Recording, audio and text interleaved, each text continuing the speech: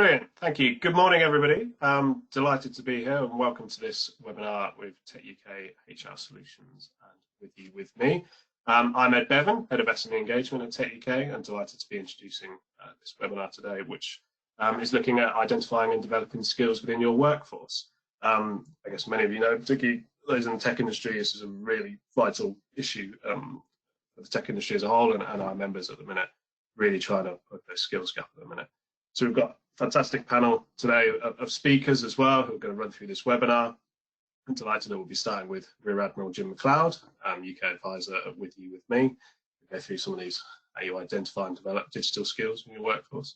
And then the team from HR Solutions, so Victoria Templeton, HR Knowledge Manager at HR Solutions, and Sue Watson, Operations Director, will also be running through perhaps some of the methods to kind of develop these skills in your workforce.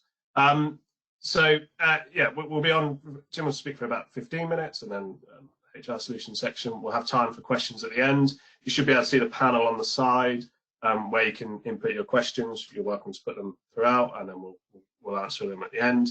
We'll also be doing some polls throughout this session, so you'll see a little hand when that comes up, and you know, do please engage with that and answer any questions, and we'll be able to generate some discussion from your answers from that as well. And at the end, as I say, you'll see when it comes to the end of the webinar when we have time for questions. So feel free to answer all of them then. But with that, thanks very much from me, and let's hand over to Jim. Thank you. Thanks very much, Ed, and good morning, everyone. It's great to be here.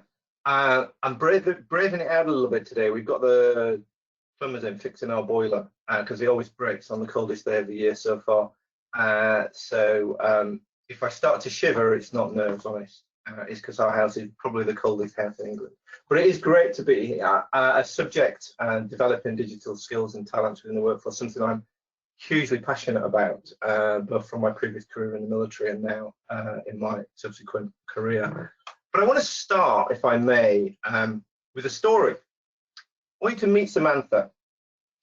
Samantha isn't from defence, as you can see, but I think it tells a really powerful story about untapped potential. Sam was a former police officer, and she has given us permission to use this story.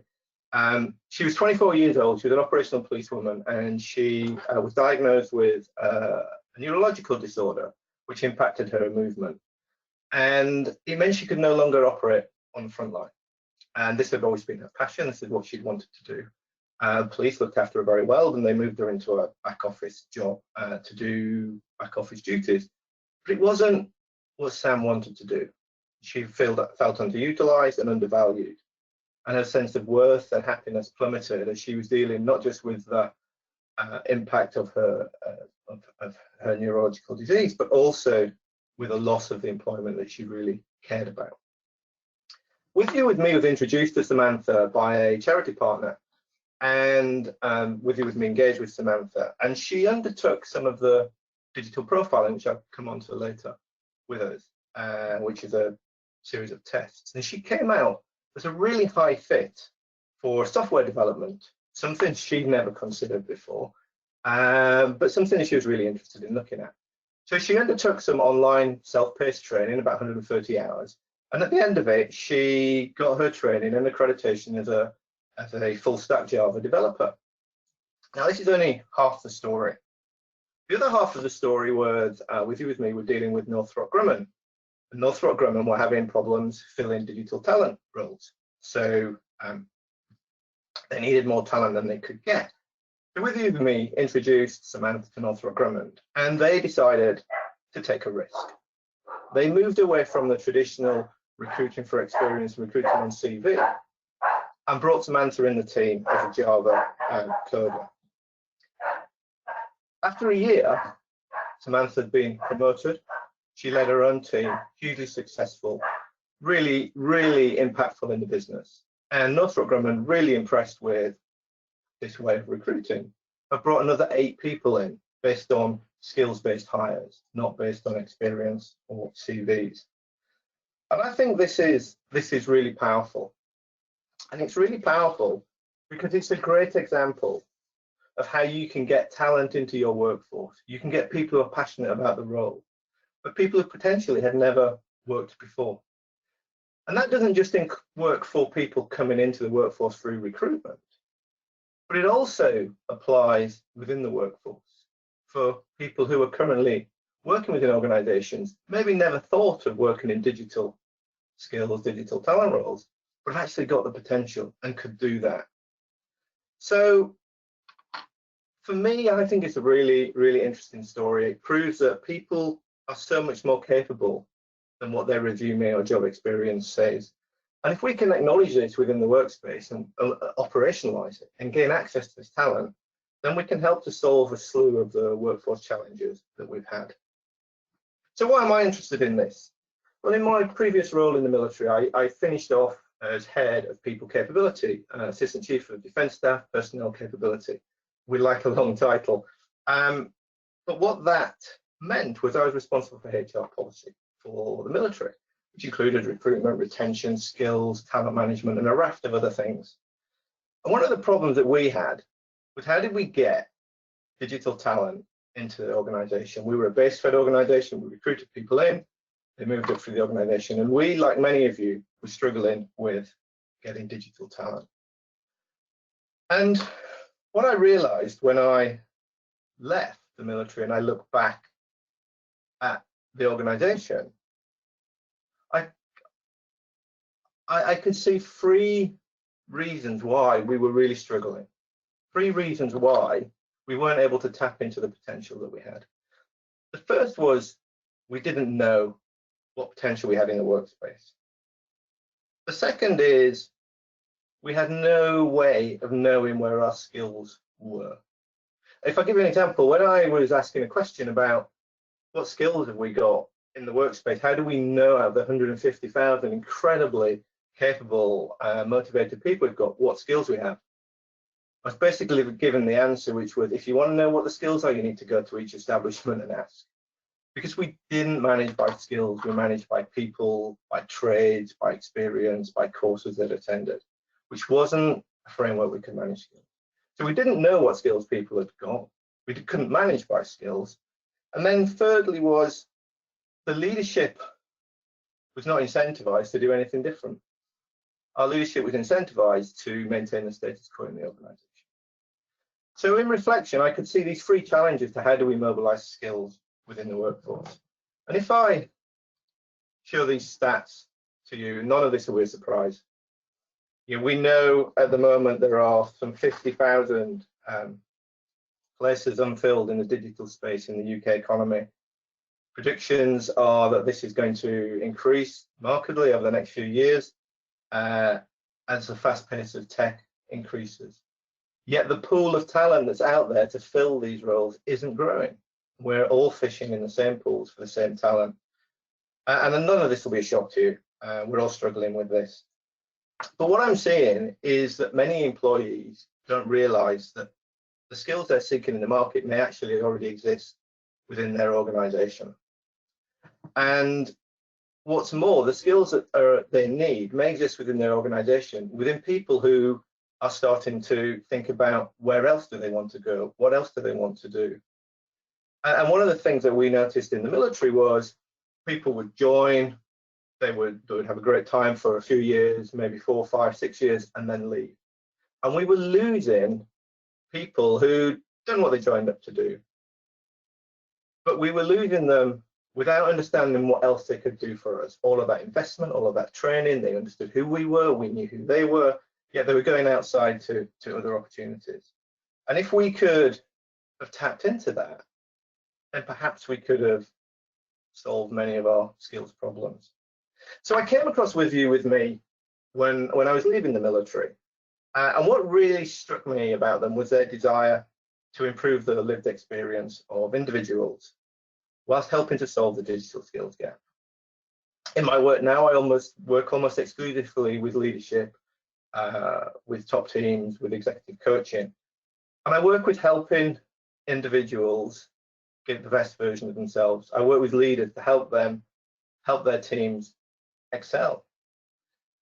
And one of the things that's becoming really clear to me is that there's a huge amount of skill out there that we're not tapping into. a huge amount of skill that we could be using. And much of this skill is in people who don't realize that they have the potential to do other things. And when I look at it and I think, okay, so Jim, you can see potential out there for people to do other jobs. You can see potential for people to fill the skills gap. How do we go about doing that? And this is where my interest with you, with me really comes to the fore. The first step is understanding the workspace, understanding your workforce. And with you, with me, have developed an approach which solves this really nicely. How do we know what skills people have? Well, what struck me about the with you, with me approach is that with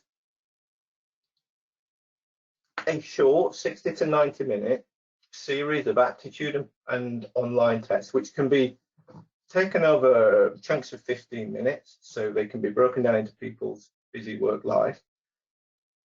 The algorithms and the AI in the background can come back with how good the individual would be, what's their skill, fit, aptitude. And what do I mean by that? Well, here we can see a guy, let's call him John, former defence, works in construction, wants to do something different. He undertook the with you, with me aptitude tests and came out with the following scores: 87% aptitude to be a project manager, 82% to be a cyber analyst, and you can see them on there.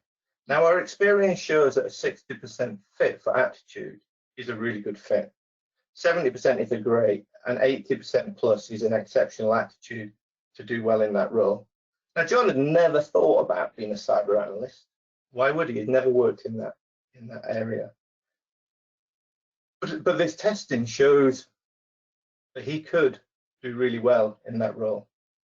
So with you, with me, did some work with the Royal Lancers. They're an armoured cavalry unit in the British Army, predominantly men, young men, who joined the army to be in one of the fighting units. And at the risk of stereotyping, so forgive me, the individuals in that unit are not college graduates. They're not university graduates. They don't have degrees in digital skills. Yet of the 290 who were tested, over 60%, sorry, over a third came out with aptitudes that would allow them to work well in digital skills. None of them had really thought about this, but that's 60% aptitude to work in digital skills for a third of those young men. For defence, then as they come to the end of their career as infantrymen within the Royal Lancers, there's the opportunity to move them into digital roles which we're struggling with, roles which they may find inspiring and stay with us. So I suspect defence is no different to many other organisations in throughput of people, in people who move on to other areas, but have talent that could be used. So we can find out what talent's hidden in our workspace. But the second challenge we have is then, okay, how do we use that? Once we've spotted them, how do we then mobilise them? How do we understand what skills we need? And this is the second part of my reflection from defence. How do we know where our people are and how do we move them around? Now, defence, this is all about skills mapping, skills frameworks, and defence is getting on top of this now and developing skills frameworks. But developing a skills framework for a big organisation can be complex. It can be difficult. But what's really powerful in the digital space is it already exists. And with the Sophia framework, there is a framework out there that allows us to look at digital skills, look at all levels, looks at behaviours, looks at what skills people need. And it allows us to start to understand the skills we need for an information age. And I know, and here with you, with me, have been doing work with clients to help them to understand what skills they need within their workspace. And one of the problems we have in digital is we've ended up with a plethora of job descriptions, a plethora of job roles out there. And that these have grown without clear framework. So, you know, one of the clients that with you, with me, worked with, there were hundreds of different digital roles. But by applying the Sophia framework, it was very easy to collapse this down and reduce the number of roles, which allows talent to be moved more easily. It allows understanding of where talent is. So we can understand what talent we've got. We can test for it. We can get very good metrics on aptitude, and we can also understand where that talent is best placed, how to move that talent around, and how to control that talent. But what is it else do we need? Well, from my experience, it was about leadership. Leadership was the key thing that needed to be done to deliver change in this space. My experience of delivering any sort of change like this in the workspace is it's really difficult. And I don't know how many of you have been involved with change programs or delivering change, but change can very quickly grind to a standstill. And it's often not because we didn't have a clear vision. It's often not because we didn't have the money, the people, the burning platform, the desire to do things. But from my experience, what I find is that change often fails because change is really difficult. Change often fails because whilst leaders at all levels in the organization will say they want to deliver that change, it's actually really hard for them to do that. And we try to build these big change programs. We try to deliver big change. And it fails because it impacts on what people are doing. It impacts on people's sense of their value within the organization. So what I can see from the leadership perspective is that if we have leaders who are prepared to take risks, we've got leaders who are prepared to push the perceived norms, we've got leaders who are prepared to try things in small pilots, to try to build evidence, to try to convince that these changes are good, then we can make real change in the digital space. So we have the ability to know what skills are out there, what potential's lost in our workspace.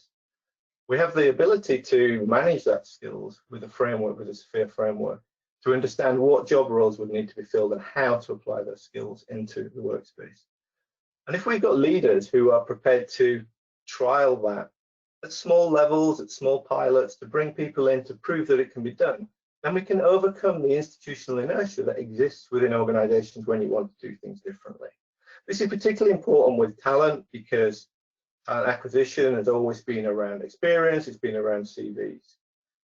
But if we are prepared to look at things differently and look at what skills we've currently got and trial things differently, then we can achieve great things within the change space. So for me, to identify and develop digital skills in your workforce, they're out there.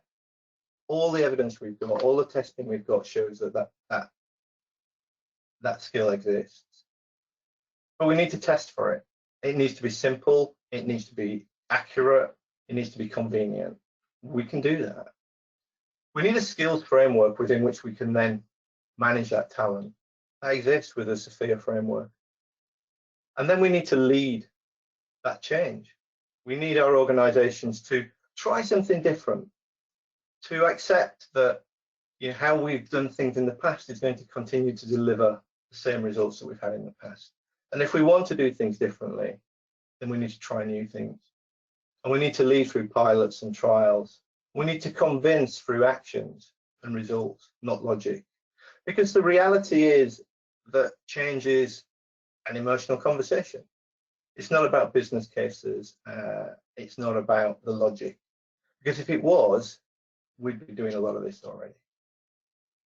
So taking small chunks, trying new things, I think is the way in which we unlock the potential of our people. So we know we've got a digital skills problem. We're all living it. But what we do know is that the people out there are people out there who've got the skills to fill it. And they're probably in your workspace. Some of them may be in your workspace and thinking about moving on to different roles in different organizations because they want to try something new. And if you can tap into that and offer them rewarding careers where they can see progression in areas that they never thought about, then you fill your skills gap, you keep your workforce, staff engagement goes up, recruitment costs go down. I mean, what's not to like about that? So thank you for giving me the opportunity to talk about this. I do think it's really important.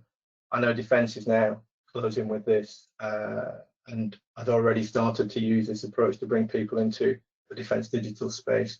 And I know many other companies are working with me to do this, and some of you may be online. And if you are, I'd love to hear about your experience. But I do think to solve the digital skills problem for the future, we need to do something different. It needs to be simple, it needs to be intuitive, and it needs to deliver results. And everything I've seen in the way that the talent's out there and can be looked at delivers that. So hopefully I've given you a few ideas and thoughts that whet your appetite. There's a QR code on there to link you up with Katie, who does a much better explanation of how this all works than I ever will. And I'm very happy to take questions at the end. But what I would like to do now is to hand you over to Victoria, who will talk to you more about how do you improve the skills that exist within your workforce. So let me do that.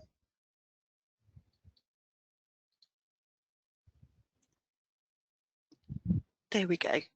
Thank you, Jim. And good morning, everybody. And that's really fascinating and a great insight there, Jim. Thank you. And I think I'll take the opportunity to talk through how employers can develop the skills in the workforce that can complement with you, with me, and what that can offer.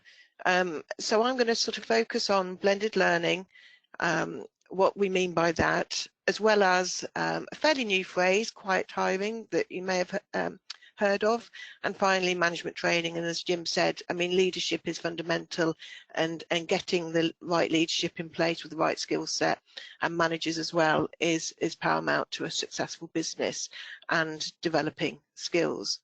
So they're the three areas I'm going to look at, and include some systems and what's available to assist there.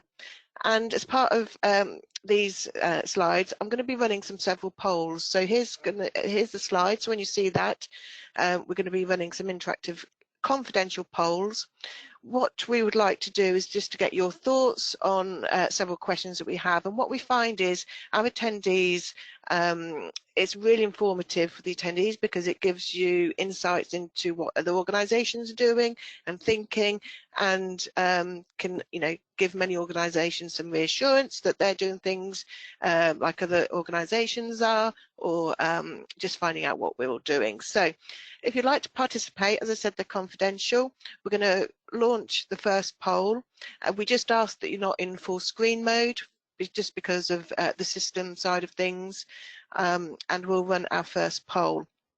And really it's just to understand, are you struggling to have the right skill set in your business in order to respond not just to the current business challenges, but the future business challenges that you see on the horizon for your organisation? And we'll leave it open for a few moments, just to give a chance for everybody to participate, or those that want to. And then we can discuss the results that we see.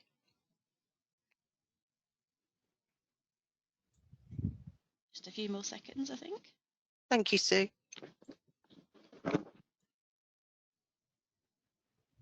Okay, I will close that poll and share those results with you. Okay, so hopefully you should see on your screen the results. So, and unsurprisingly, that's a phenomenal number, isn't it? 89% of you are struggling to have the right skill set in your business, not just now, but for future business needs. And hopefully what Jim has spoken through, that's given you some ideas, things to think about. And obviously, hopefully what we'll go on to cover now in the latter part of the webinar will give you some ideas as well, to help you moving forward. And we have a second poll, which is all around the challenges that you face when it comes to talent. Now, is it you're having challenges in terms of retaining those skills and the talent within your organisation? Is it a challenge because you're finding it difficult to attract the right skills, or is it the competition that's out there for the talent? Obviously, with the cost of living crisis that doesn't just impact individuals but in organisations as well, are there any budget constraints that are leading to some challenges, or is it the ability to understand and identify the skills gap? So we've got a wide range of options there, so let us know what your biggest challenges are.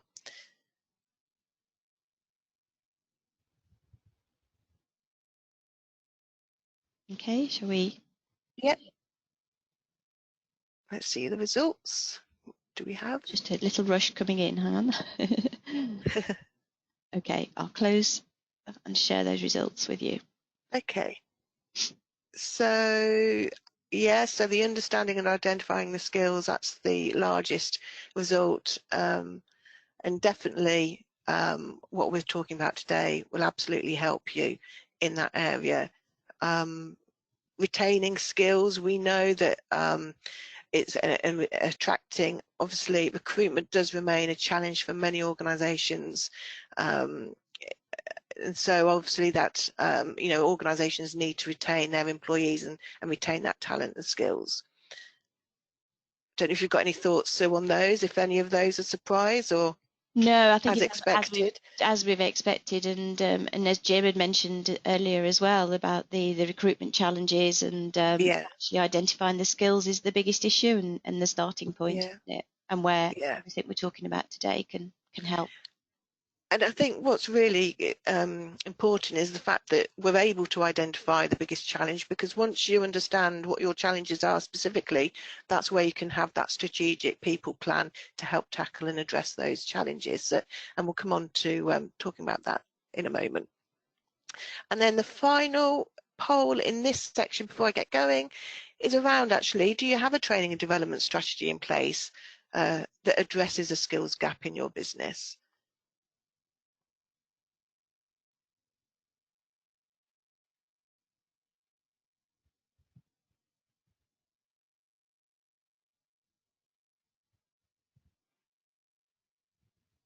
I was about to say this one was more evenly distributed, but actually Yeah. it's changing as the voting's progressing.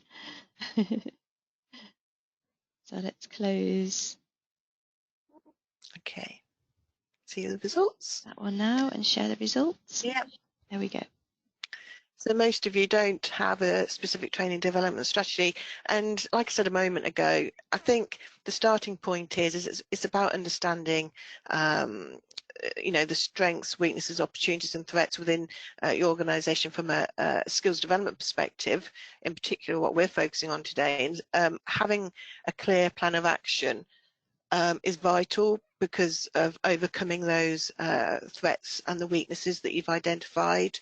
And once you have that clear plan of action, you're able to move forward in increasing those skills and development. So it's definitely a valuable tool to introduce and operate. But yeah, so thank you for that. That's very interesting. Okay, back over to you. Okay, thank you. So and the first piece I'm just going to talk about is blended learning and why it's so important. You've perhaps heard of the phrase, and it's about essentially combining more than one main method in which you develop the skills and capabilities of your workforce. And it's really, really important for many reasons. And obviously, first of all, it provides you with a more holistic approach to how you teach and refresh skills and knowledge within your organisation. So it provides organisations greater flexibility and accessibility to developing new skills. It allows employees to access learning materials and activities through various sources rather than one. And it's particularly beneficial for those that perhaps have busy schedules or those who work remotely. You're able to identify and provide training and development opportunities for everybody. Using other methods of training can also be more cost effective. It can reduce training costs because you're less reliant perhaps on the need for lengthy in-person trainer-led training and obviously expenses that accompany that. So being able to use a variety of different training resources and opportunities can be more of a cost-effective approach. So for those of you that are building your strategic training plan, think about how you can operate a variety of training solutions to make it as cost effective as possible. And also using a variety of methods to develop the skills and knowledge also gives employees personalised learning paths because it's tailoring the training experience to the individual and their skill levels, meaning that employees can focus on specific areas of development and therefore leading to that more targeted and effective skill enhancement. And actually, by enabling individuals to have personalised learning paths and that tailored approach, you are able to be a more inclusive employer when it comes to employee development. So you may have heard the phrase neurodivergent. There's many individuals perhaps have neurodivergent conditions, and they may include dyslexia, ADHD, for instance. And so if you're able to provide a variety of training opportunities, you're able to provide it to all employees and to tailor it to their needs and any learning needs that individuals have. So it's helping you to become a more inclusive employer. And then blended learning can also lead to a more varied and engaging learning experience. It caters to different learning styles and preferences, and allows people to learn at their own pace and revisit materials as needed, and therefore leading to increased motivation and retention of knowledge. And ultimately, it provides opportunities for knowledge sharing and collaboration amongst employees, online and face-to-face, and that ultimately fosters that culture of continuous learning and providing that teamwork opportunities. So if you think, for example, the ability to offer secondments or project work and getting people involved, they're valuable development opportunities, whilst at the same time it's helping people to take the opportunity of collaborating with others that they perhaps wouldn't ordinarily collaborate with. But ultimately, blended learning offers a comprehensive and effective approach to developing and enhancing your skills of the workforce. And really, it does have many benefits that I've just gone through there. And here are just some ways that organisations can build the skills and capabilities of its workforce and mixing it to provide that blended learning approach. I won't talk through all of them, but just a couple that I'll pick out. So you'll see mentoring and coaching. Actually, there is a key difference between the two. Coaching and mentoring do share similar techniques and require a similar skill set, but coaching is very different. It's where help and support is given to someone in order to learn, develop that leads to the greater performance and in meeting specific objectives and goals. Whereas mentoring, on the other hand, is it is another developmental tool, but it's where you have that more experienced member of staff who's able to pass on their skills and knowledge and experience to those who are less experienced. We also have job rotation, where you potentially move people between jobs in an organisation, often temporary and generally laterally within the organisation, and that gives people the opportunity to get exposure to various departments whilst learning and developing many skills. So obviously it will have its place and time, but there are many benefits that it can bring, especially on employee engagement and skill development. And we have apprenticeships. They are really valuable initiatives, actually, because they allow organisations to hire either someone new or to upskill an existing employee and to grow and develop in talent. But for the individual, it enables them to earn whilst learning those skills. And it really encourages people to return to the workplace. But from an employer's perspective, the apprentice allows you to have that tailored on the job training so that it suits the organisation's requirements and ultimately working in line with your business needs, and ultimately provides that culture of continued learning, which is really vital. So as you can see, skills development doesn't just have to be through the traditional teacher-led in a classroom. You can build it through many other different ways of training your workforce. The second area I just want to touch on is around quiet hiring, and it's a fairly new phrase this year, I guess, and it's come on the back of all the recruitment challenges that we know a lot of organisations have experienced, particularly on the back of the pandemic. And it's ultimately when an organisation acquires new skills but without hiring a new employee. And it's relying on your existing workforce to allow the business to address immediate business needs without disrupting the organisation's overall structure or adding to payroll or increasing operational costs through the recruitment of new employees. So quiet hiring is something that you hear a lot about in professional HR documents, materials, and essentially, you know, it ultimately is a cost-effective way of securing your talent. There are many benefits to quiet hiring. It can bring cost savings to the business as you are saving money on recruiting, the time and costs that go on to onboarding of your employees and any employee benefits obviously that you offer. It can also bring greater flexibility to the organisation because it's allowing the business to respond quickly to changing business needs without being tied to traditional hiring practices. And employees are given opportunities to develop their skills and take on new challenges, which ultimately lead to a more generally engaged and satisfied workforce. And because you're investing in your own workforce and their upskilling and development, then it's going to lead to that more engaged workforce that I've just mentioned, and ultimately reduce staff turnover. But there are challenges that can come with it, and so it's important to just recognise what these can be. So, for example, can it present a perceived lack of transparency? How can you ensure that the approach gives opportunities to everyone? So I've already spoken about an inclusive workplace, providing training, solutions, opportunities to everybody regardless of needs, and so it's about making sure that you can be transparent.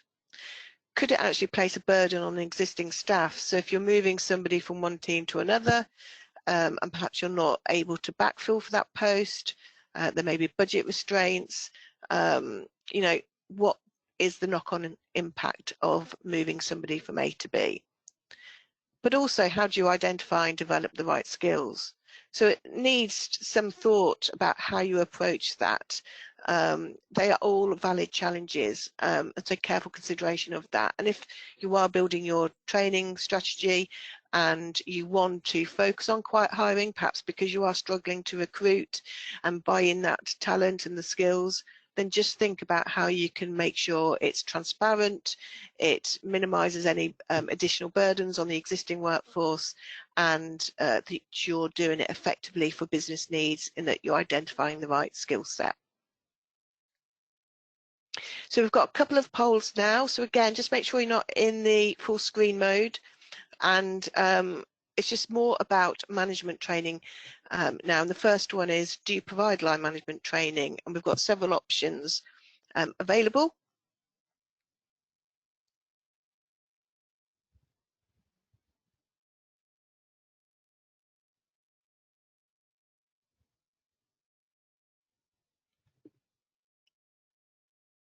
Keep it open for a little bit longer, get some more votes in.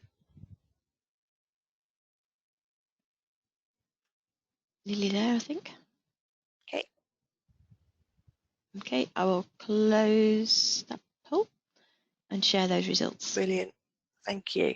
So the blended style of training seems to be the most popular.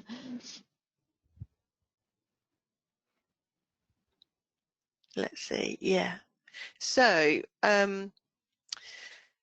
technical. So from a HR point of view, you know, training is fundamental because obviously the protection you have from risks of tribunals, and ensuring people are treated fairly, consistently, and so that, and clarity in terms of expectations, in terms of how you expect people to behave in the workplace.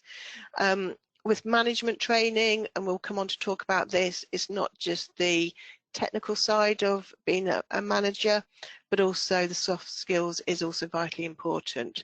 So in terms of the statistics, for those of you that have identified no, then obviously training is really something that we strongly encourage, and hopefully as we take you through the next slides, that will give you some thoughts as to perhaps what you can do. And then, as I said, it is about getting the right blend of both technical and soft skills. Don't know if you've got any thoughts so on that further, on those numbers. No, I agree. Is any of it a surprise? No, I think it's common what we see, you know, but we are regularly asked about training, or how can they minimise the number of kind of issues that seem to raise in some teams, you know, and sometimes it's not the teams that are at fault, but actually they just need a bit more guidance and steering from the front. So hence, and sometimes managers have stepped into the role because they've had to, because of people leaving at short notice, and they've had to step in or step up, and without the adequate training at the time, because they've had to firefight and deal with the situation. So sometimes it's a good opportunity to reflect on the skill sets, as we've been talking about, and say actually they could do with a bit of help in to get them to be more comfortable in the role, and to make a difference, really make a difference going forward. But yeah. And if you think about one of the earlier slides that just gave some ideas about how you can do that blended learning, you know, appreciate obviously budget constraints is obviously challenging for most businesses in terms of, you know, the environment we're operating in at the moment, but there are many ways in which you can upskill line managers in a very cost-effective way. You know, online webinars, you know, such as today, you've got lots of literature out there that's available. You've got the ability to have people come in and you know, coach and mentor within the workplace, especially if you've got a new line manager that's not got any history of managing people in the past. If you provide them with a mentor in the organization or a coach, then you can develop them massively in their first role as a manager. So try and think about the different ways. It doesn't automatically, like I said at the outset, mean you have to rely on that formal training led by a trainer in a classroom. There are many ways, because as I said, and I'll come on to talk about in a moment, you know, line management leadership is critical, and to protect the business as well from risks. So thank you for that. And then we've got a second quick poll. Can I, before you move on, sorry. Yes, sorry, Jim. Yeah. Add something to on that leadership piece. Leadership is. I agree with everything you've said. From my experience, leadership is the most cost-effective way of increasing bottom line performance. Leadership training, and it's a thing we do least of. And I say that for a number of reasons. Good leaders unlock the discretionary effort of staff. They unlock the imagination and the innovation of staff, and they bring a huge amount into the business. And we know that people leave roles predominantly because of issues around line management and leadership, even though they probably don't tell you that when they do their exit interviews. So investing in leadership training can have a massive impact on the performance of the business. And I work with companies from 40,000 tech companies down to small companies, and they absolutely shows in all of the work I do. And one of the things I found is that the skills that get people into the roles they're at, the skills that get people into the leadership roles they're at, are generally not the skills that are going to take them on to the next level. And as people move up through the organization, I absolutely agree with the coaching piece and the mentoring piece, but helping people grow as leaders brings so much value into the business. So I cannot stress strongly enough, agree with what you've said there, Victoria, about the power of leadership training. Thanks. Oh, brilliant. Yeah, no, thank you for your insights. That's fantastic. Yeah, so absolutely. And then I think in the background, Sue had launched a second poll, still to do with managers and management and leadership development, and it's about how do you resource managers for the future, so thinking ahead for when actually an opportunity vacancy arises. So are you only recruiting when there's a vacancy, and if so, are you only looking externally, or are you looking externally and internally? Do you operate some form of succession planning and having that skills development framework in place to prepare your employees for future leadership roles, or management development programs? So let us know your thoughts,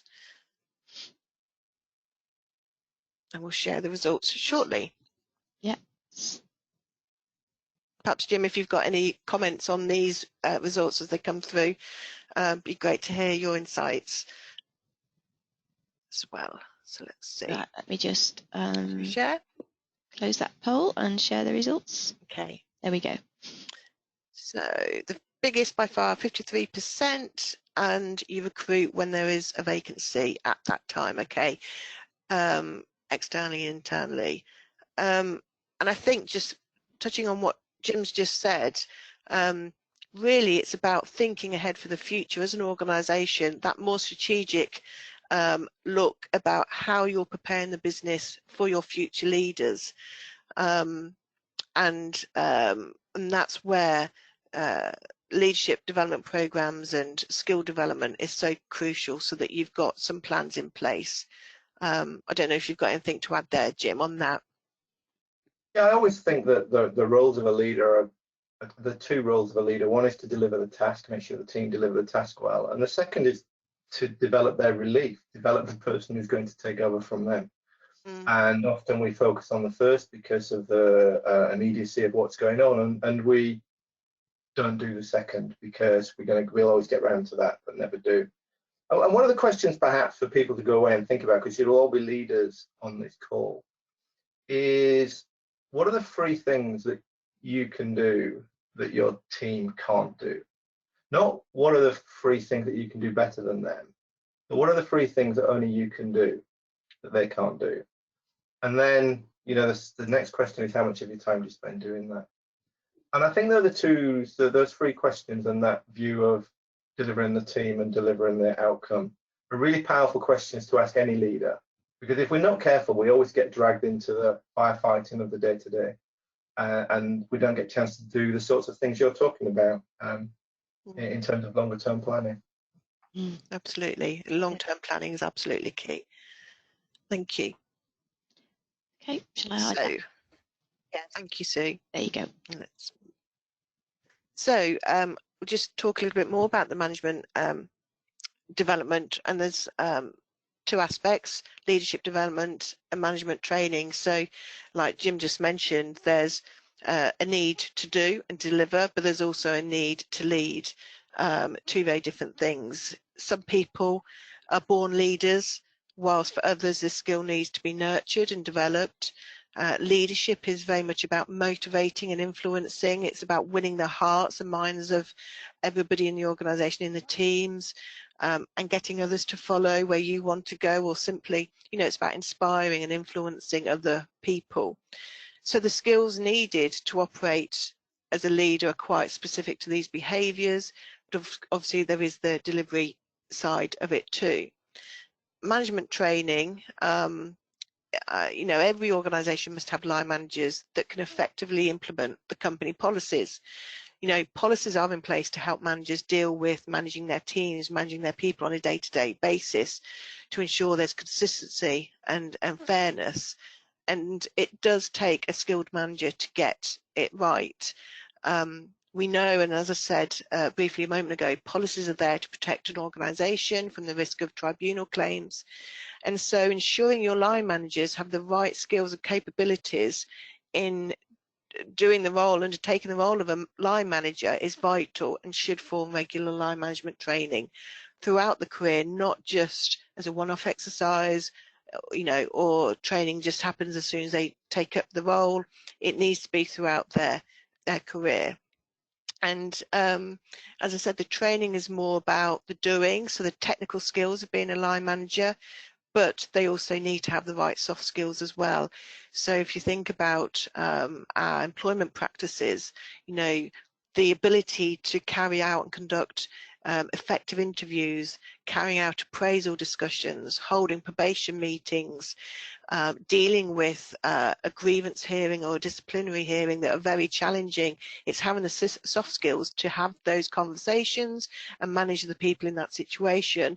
But ultimately, from a technical point of view as well, it's about being trained and having the skills to actually know that you're delivering it in a technical way that conforms to UK legislation. So the line of management training, it is vital.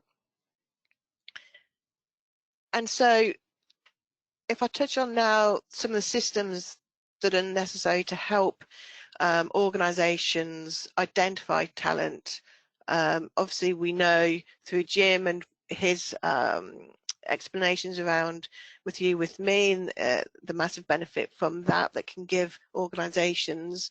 There were many things. So from a general HR perspective, having that effective performance management system in place is crucial. A performance management system needs to cover methods by which you're going to improve the performance of employees in order to optimise their effectiveness. It's about covering the employee development plan so that staff can develop their skills and capability in areas that will directly benefit the organisation. And of course, it must also include a process for managing poor performance. So when somebody's underperforming and you need to look at the reasons why, and if it's a capability issue, what can be done to get them from A to B and improving their performance. Secondly, is about having effective appraisal processes, and obviously that can form that overall performance management system. Appraisals are a fundamental part of performance management. It helps you to set targets. It provides direction to employees in order to improve their performance and ensure they understand clearly how they contribute to the organisation's performance and objectives. And importantly, from a skills development perspective, then it facilitates those discussions around training needs, which leads us nicely onto training needs analysis. Training needs don't just apply to individuals. Training needs actually arise at both departmental and organisational levels. For example, you might have some new legislation coming in that may affect your industry specifically. And so the organisation then needs to look at what are the training needs of its workforce in order to comply legally with that new change in legislation. Or the organisation at organisational level, they might want to introduce new technology. So if we think about artificial intelligence, we've heard a lot about it in recent months, and it's only going to be brought in more and more. But how can you ensure that your workforce are using artificial intelligence in an ethical and lawful way? And so it's about identifying what training needs are needed across the organisation to support changing technologies that you're bringing in as organisation. So training needs analysis is vital at individual level, departmental level and organisational level. And it helps the business to fully assess training needs and build up that training and development plan that ultimately supports the delivery of the business goals. And there are other ways too in which to identify and develop skills, such as developing a structure that allows that succession planning, having job families so people can move within their professional area, and they can start at entry level and progress into more senior levels. So having those job families that have that clear direction, management development programs for potential and new managers as well. So there's many different systems that are available to help improve and identify and develop the skill set within the workforce. So I think this is the one of the final polls, and if we think about the systems for identifying and develop talent, just out of interest, which of the following do you operate in your organisation?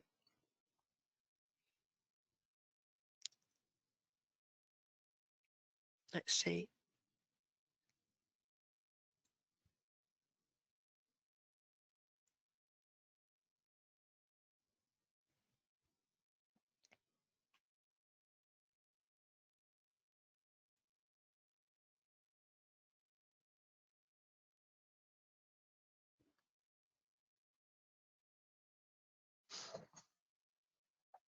Brilliant.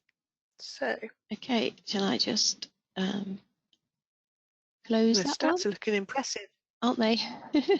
yeah. Share those results. Wow, that's fantastic, all of those stats. Particularly the succession planning and the 360 feedback, they're probably ones that aren't your typical obvious ways of developing skills in the workplace. Particularly, I'm thinking like more of the SMEs. But that's, you know, those stats are amazing. I don't know if Jim or Sue, you've got any comments on those figures, if they are what you expect or perhaps surprising. Do I expect them, performance management systems? Yeah, you would expect them to be used. I think the other piece, you kind of touched on it earlier, and when you talked about mentoring and coaching, but I would add to that the sort of sponsoring and spotting talent within the organization, and then helping that talent to progress, particularly if the talent's diverse. Because often, and I'm talking from my own experience here, organizations, processes, systems, cultures, the hidden rules about how things happen have developed over time, and they can inadvertently be non-inclusive. And therefore you start to measure and hold people accountable and measure their performance against things that aren't as inclusive as you would like. So things like sponsorship can be really important, that you making sure that the talent that you've got is being recognized, and that sometimes you take risk on talent. And that's one of the things that I think is really powerful with the aptitude testing I talked about. You know, you wouldn't necessarily have put Samantha from the back office in the police into a full stack developer in Northrop Grumman. I mean, why would you do that? Who would take that risk? It just doesn't make sense. It's counterintuitive to the organization's culture. But if you are looking at performance management through different ways, if you are looking at the skills that people have got and adding that into your standing systems, then I think you're providing people multiple ways through the organization. And it's hugely empowering for people. And I know that if you've got talent development, L&D people on the call, they'll be all over this. But I think it's making sure we look at everything and take all inputs. I think it's you know, it's a real insight, you know, hearing particularly from your case study, you know, the importance of, you know, transferable skills. People have so many transferable skills that perhaps they don't realize, and you know, that's really interesting. Thank you.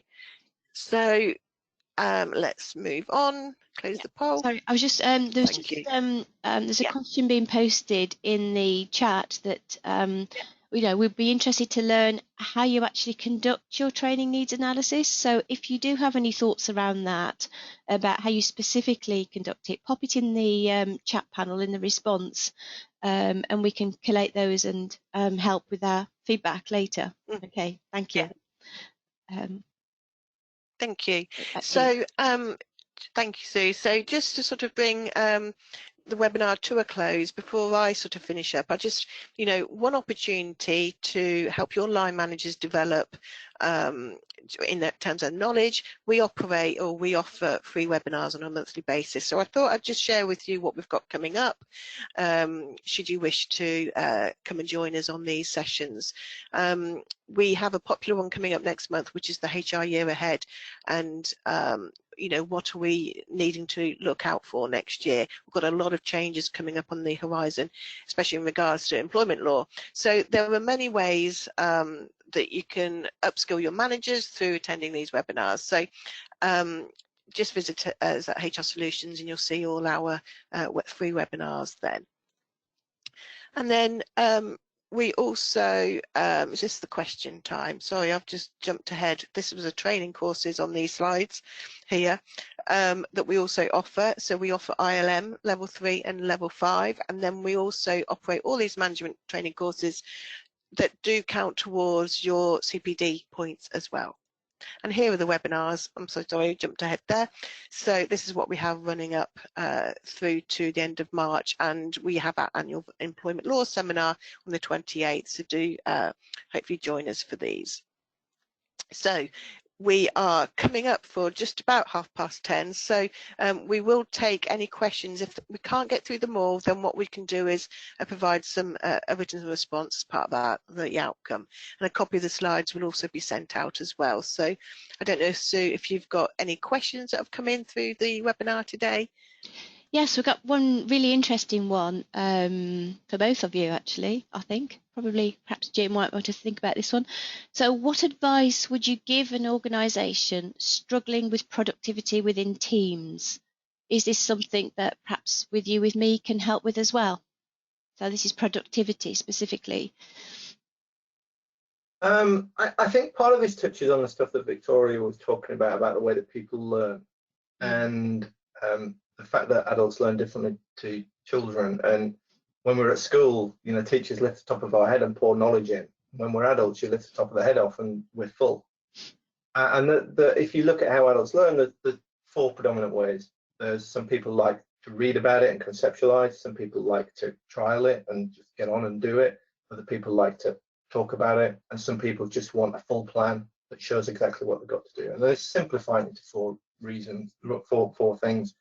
What can happen in teams if we're not careful is we play into one of those spaces.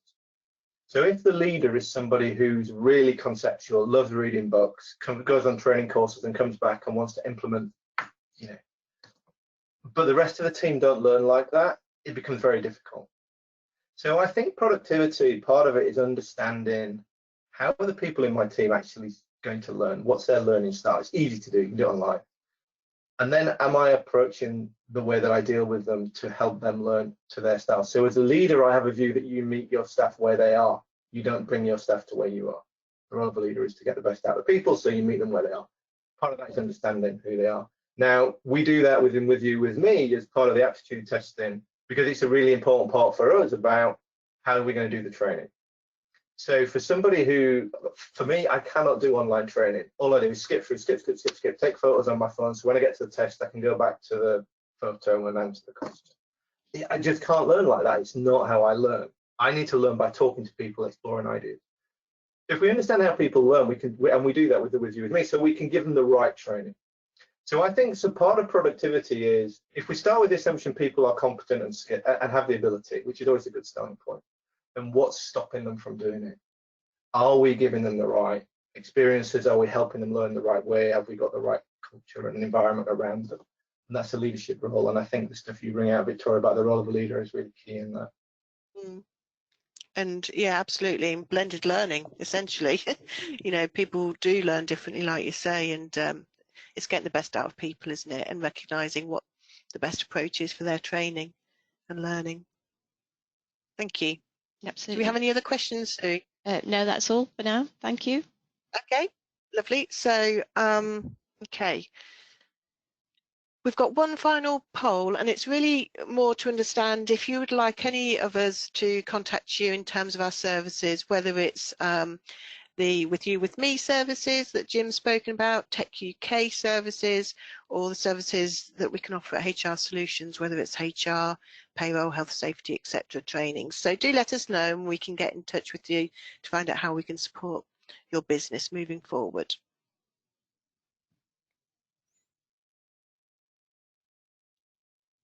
I've just launched that now. Okay, brilliant.